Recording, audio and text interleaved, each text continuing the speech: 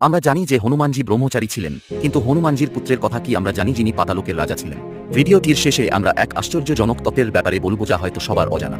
রাম এবং রাবণের যুদ্ধের মাঝে অহিরাবণ, রাবণের সৎ ভাই ও পাতাল লোকের শাসক, রাম ও লক্ষ্মণকে অপহরণ করে পাতাল লোকে নিয়ে যায়। হনুমান প্রভুদের বাঁচানোর জন্য সংকল্পবদ্ধ হয়ে পাতালের গভীরে প্রবেশ করেন। প্রবেশদ্বারে দেখতে পান এক অদ্ভুত প্রাণী যা আধা বানর এবং আধা মাছের মতো দেখতে। ইনি ছিলেন মকরধ্বজ, হনুমানের পুত্র।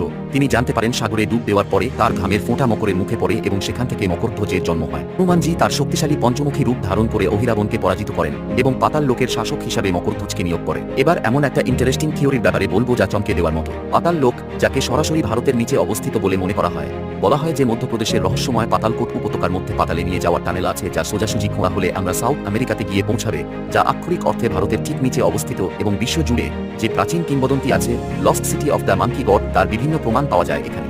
এই মাঙ্কি গডের বিবরণ রামায়ণের চিত্রিত মকরধ্বজের সাথে অনেকটা